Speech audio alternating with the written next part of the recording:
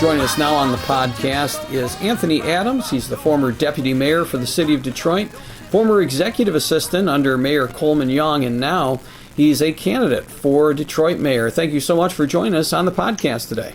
Thank you for having me.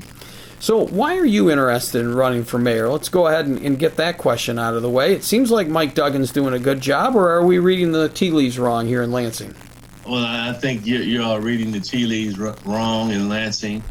He obviously gets a lot of positive publicity about what's supposed to be going on in the city of Detroit. But when you start to dig into the metrics of where the city is, where its population is, there's a much different story. And so I'm running to really change the trajectory and the conversation about what really needs to be done in the city of Detroit. Is there a specific area? Is it neighborhoods? Is it his approach to what? I guess would you tell us? It's a lot of different things. I mean, obviously, the dichotomy between downtown and neighborhoods is stark. When you look at the allocation of resources and what's actually being done outside of the 7.5 square mile area from the river to the Grand Boulevard, it's a much different world out there.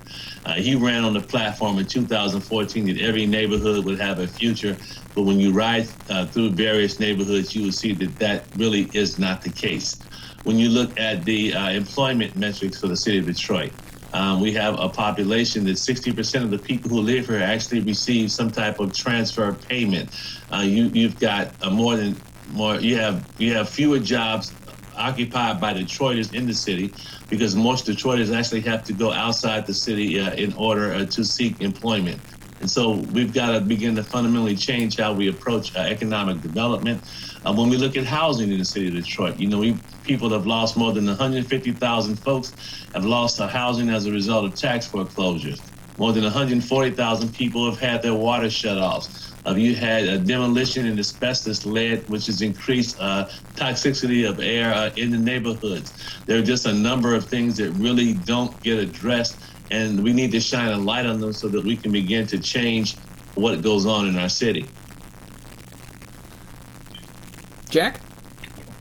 When you talk about those things that you're listing there, how much of those are just the Duggan administration, and how many of them are just a legacy you can take back to 2 or 3 mayors as you go backward? Well, I think everybody always wants to look back, but the reality is that he was given a great runway. When the city came out of bankruptcy, the city did not have to meet certain pension obligations, and they were allowed to invest in a lot of different things in the community, such as the parks, which he continuously touts every year, even though it's 8 years, after bankruptcy. But when you look at the money that they've had to spend to deal with systemic issues, for example, housing foreclosure, the city received more than $500 million in money for housing foreclosure assistance, and yet chose to use those funds on a demolition spree, which was terribly mismanaged. And so during that same process, people lost 150,000 homes as a result of tax foreclosure. And that has nothing to do with the legacy deficit that existed in the city of Detroit. It has to do with how he's actually managed the process. When you look at how we spend the economic development dollars that he's given very little of that money out into neighborhood projects. What he's engaged in is what I call gentrified development, meaning I take and use my federal and state housing dollars, I put them in multifamily complexes which provide for a certain number of units to be at affordable rates. And yet when you look at the affordable rates and you look at the bedroom composition, the average family size in the city of Detroit is 4 to 5 people. A 2-bedroom home with the average rent of $1,600 is simply not affordable for most people who actually live in the city of Detroit. And so we've also seen continuous out-migration of population in the city of Detroit. And so I look at the actual policies on what he's enacted, and I have to lay it squarely at his hands of how he's actually managed the process. He has a great PR machine. I give him credit for that. But when you start to really dig deep into metrics of how he's actually managed things in the city of Detroit, I think you see a different picture. Yeah, so you talk about, his PR strategy and devices and etc. I mean, what are you kind of hoping to utilize as you run against a candidate who has such a big presence on social media, a big name, etc.? What are kind of your tactics? Well, I don't want to give away all my secrets, but, this is all about voter turnout. When you look at the last two elections that he's participated in, there's never been more than 100,000 people to vote in a mayor's race. Well, we had 250,000 people that actually voted in a presidential race. We've had more people that have not voted in the mayor's race than have voted. So obviously my strategy is I've got to get those numbers up. I mean, the reality is that every 10,000 voters that come out above 100,000 people, it puts me in a much better position. I believe I've got to get that number up to around 130, 140,000 people, and then I'll take my chances. My campaign is grounded on it is a strategy of meet the voters and touch the people. I've got to touch as many people as possible. I've got to touch more people than him. And so I'm out every day, all day, 7 days a week, pounding the pavement, going to different community events, hosting Zoom conversations, walking the streets, talking with people so that I can get my message out that there is a real alternative for what's being positioned. I think the first race he ran was kind of a surprise that he actually won. I think the second time he ran, it was a much different race because a lot of people didn't view Senator Young as a viable candidate. And so it kind of creates a different dynamic. Here now you have a candidate who has equal experience, who's been in government, who's been an entrepreneur, who has deep community roots, who has the ability to articulate a clear contrast between himself and Mr. Duggan. I think that makes for a much interesting and exciting race. Have you done much polling in terms of measuring his weak spots, his public perception? You mentioned he had a strong PR program. Yeah, well, his weak spots are everything that he likes to talk about, when he's on TV. And so, for example, he goes through the job creation strategy and how many jobs he's created, with the Chrysler project and some of these new industrial manufacturing. But we always say you got to look behind the numbers of what he says, because oftentimes when he touts a number, that number is not a real number. So because there is a lack of transparency in how he governs. I mean, he's been cited for national awards for concealing information about the public. The issue of crime is huge in the city of Detroit. And yet in this state of the city, he talked for almost an hour and a half before he even mentioned the issue of crime within the city of Detroit. And then he tried to pawn it off and say, well, the courts have been closed. And then Supreme Court Justice Benjamin Corman said, no, you can't blame the courts for being closed because the courts are actually open during this point in period of time. And so we've got crime is an issue. The issue of overtaxation is a major issue for a lot of people in the city of Detroit. When you talk about having been overtaxed to the tune of $600 million and you throw your hands up and say there's nothing you can do about it, well, we have a different dynamic now because when you look at what the city is scheduled to be awarded under the American Recovery Plan bill that was passed by President Biden, the city is going to receive about $936 million. The city's general fund budget is only $1.2 billion. And so you're getting a huge infusion of cash, and the people in the city of Detroit expect that there's going to be some compensation paid as a result of tax foreclosure. The issue of water shutoffs is another major issue. He initially fought it tooth and nail, said there was no way it could be done, that people's water had to be shut off, a policy that was recognized as inhumane by the United Nations. Lo and behold, COVID hits. He reluctantly agrees to shut water back on. And then he announces, I'm going to have a great program of water affordability that probably will extend through 2022, coincidentally, after the election is over. And so when you start looking at crime, you start looking at housing policy, the fact that we have more people who rent their homes in the city of Detroit versus own their homes, how those economic development dollars have been spent to subsidize gentrified redevelopments, and the issue of crime in the city. There are a lot of issues that he's got to face that people just conveniently overlook because they don't want to look at the bad things. Everybody wants a great picture of the city of Detroit. And I'm the most pro-Detroit guy that you ever get. But when you talk about solving systemic problems of lack of investment in the city, we still have very high insurance rates.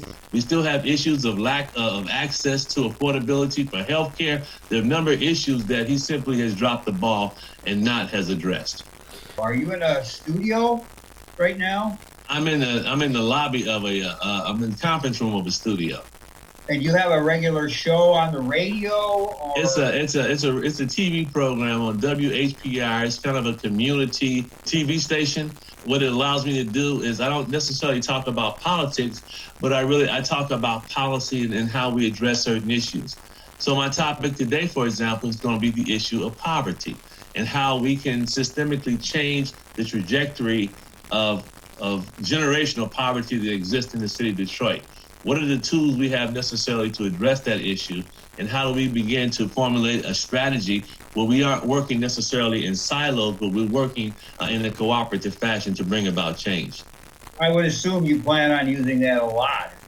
Well, I have to, because when when I talk about the city's getting $936 million, the school district actually, I think, is getting close to $1 billion in federal money. So you got between the city and the state almost $2 billion of, I'm not going to call it free money because we as taxpayers have to pay for it.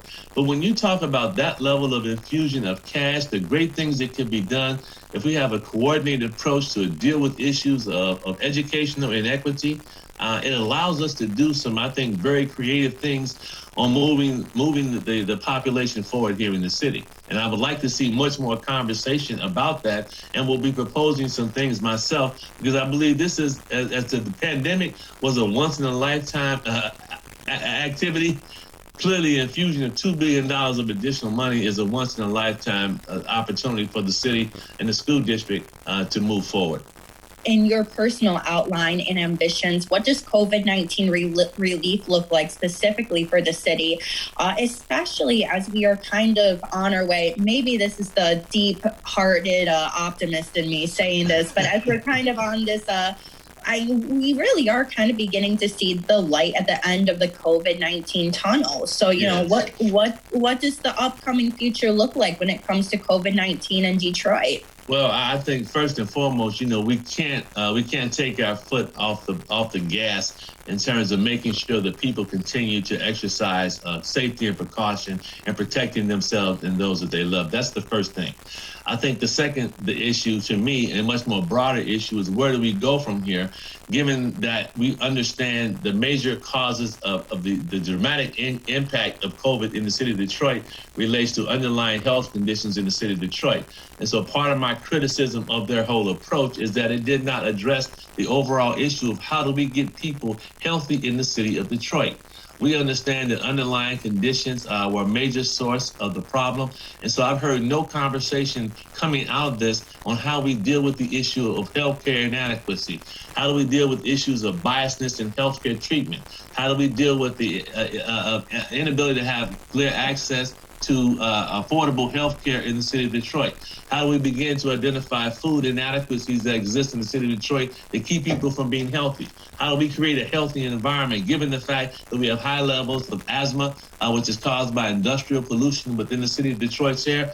I don't see any conversation about that, and that is a part of my plan on when you move out of COVID, you've also got to move out of understanding that there are environmental issues that impact the quality of life in the city, that impact underlying health conditions, and we've got to address these issues if we're going to be healthy in the city of Detroit. And so I'd like to see a lot more emphasis on the wellness aspect of it. How do we use our federally qualified health centers to provide greater access? How do we outreach and really provide a health portfolio for the people who live in the city of Detroit?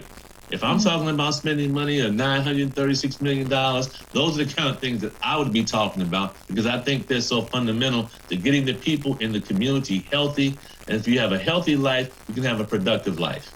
Well, Mr. Adams, you've got to admit, though, that Mike Duggan has done a pretty good job as far as making sure the folks are tested in Detroit and that vaccines are being administered efficiently. Yes? Well, I'm not going to. I guess it depends on where you stand. He does get credit for vaccinations. The TCF Center appears to be effective, but there's a lot of anecdotal information in terms of who's actually being vaccinated and tested in the city of Detroit. I have it on good occasions from a lot of the nurses who work down there that the number of Detroiters is not as high as it should be. And again, with the lack of transparency in the numbers and the complete absence of a lot of data from the state website as to who's actually being tested, I'd like to see what the real numbers are. So there are some issues. I'm not gonna pat him on the back for doing what he's supposed to do. You know, at the end of the day, you don't get credit for doing what you're supposed to do. You get credit for doing things above and beyond what you should do. And when I talk about vaccinations and wellness, I would think that as a former healthcare executive, he would have understood the connection between getting a vaccine, but also you have people at TCF. You can do a quick health assessment. You can identify what these people may need above and beyond a vaccine to provide them with a health pathway to becoming very healthy in the city of Detroit. One other question I had for you is, how do you keep any Kwame Kilpatrick stink off you, since you were a deputy under him when he was in office and ended up getting thrown out? So, you know, I find that interesting that people would like to talk about that. The question I would ask was, why does Mayor Duggan not have any Kwame Kilpatrick stink on him? You know, his current deputy mayor was the first deputy mayor for Kwame Kilpatrick when most of the bad things happened within his administration. That Mike Duggan was an active and avid supporter of Kwame Kilpatrick. And so I find it amazing that I always get tagged with something that I really was not involved in. I was a guy who worked hard every day for the city of Detroit and came out of that process, I think, unscathed. You know, it's amazing to me that I never testified at the trial for Kwame Kilpatrick, but there are a number of people working in Duggan's administration who actually testified at his trials. And so if you want to paint the picture of Kwame Kilpatrick with me, then I think you also have to be equally fair and paint the Kwame Kilpatrick with him. I know that is an issue that I have to address, but I think people who know me, and I've been around this town a long time, you talked about the fact that I was an executive assistant to Mayor Young. You didn't talk about the fact that I was the general counsel of the Detroit Board of Education. You know, you didn't talk about the fact that I was the president of the Detroit Board of Education elected. And so I have a reputation, I think, that's pretty sterling in this community as being a pretty stand-up guy. And the fact that I wasn't involved in that, I think, speaks volumes to me and my integrity. I think Detroit is a city that often gets hits of words like, new Detroit, the Detroit comeback, the revitalization of the city. However, Yes. when you bring up those terms, people are seeing, the shiny, pristine downtown and, institutions that aren't always the most accessible. And you kind of ignore the ebbs and flows and the daily people of the city. So, with your pursuits, is this a type of rhetoric and dialogue that you want to detach from and kind of revise a bit? I think, the rhetoric that we need to talk about is how do we make the city great? I think because Michigan and Detroit have been battered historically because of our over-reliance upon the automobile industry, there's always this feeling and belief that we've got to have a great comeback story because that is what people want to hear. And I'm not opposed to having a great comeback story by any stretch of the imagination, because I believe that part of the problem with how Detroit is perceived is that there has been an inordinate amount of negative publicity surrounding Detroit, obviously in certain respects tied to the issue of race, because that's always the elephant in the room with respect to how information is reported and treated within the city of Detroit. And so what I've got to begin to do is transform people's thinking as to how we go about redeveloping and reemerging and reimaging what we actually do in the city of Detroit. And my belief is that I gotta promote a city of Detroit that works for everyone. And I think part of the problem with what's happening is that it's not working for everyone, that everyone is not participating in what they see as the perceived shiny objects in downtown Detroit. We need more shiny objects out in the neighborhoods. We need a better neighborhood stabilization of businesses, small businesses that have never gotten one dime of any subsidy. We need to put more money in the hands of the people who've actually lived here, who've lived through the thick and thin of it. And so when we talk about stabilizing home ownership in the city of Detroit and changing that paradigm, we've got to do things differently about that. I believe that if we do the little things, because our economic development strategy is always based on the home run. We got to get the big Chrysler plant. We got to build a tall building downtown Detroit. I'm saying, what about the 35,000 small businesses that employ, my family, my friends, my cousins, my relatives? Why are we not providing them with more support so that they can grow their businesses and grow the local economy so that dollars can be spent throughout the community? We spent billions in dollars in subsidies to support stadiums, to support new businesses that come to the city of Detroit and don't really even hire Detroiters. So I'm just saying, why don't we just begin to flip the script, provide more access to the resources for the people who are here? I think it gives us a much better strategy. It gives us a much better result. And then we've also got to deal with the issue of education, which is always going to be a problem, given how education is funded in the state of Michigan. Anthony Adams, he's the former deputy mayor for the city of Detroit, former executive assistant under Mayor Coleman Young, also elected member of the Detroit School Board, and a former interim director for the Detroit Water and Sewerage Department. Candidate for mayor, appreciate your time today, and good luck to you out on the campaign trail. Well, thank you for having me. And, I always love answering the questions because I think it gives people a much better feel for this race and for where we stand and how we can move this forward. So I appreciate the opportunity. All right, that's going to do it for this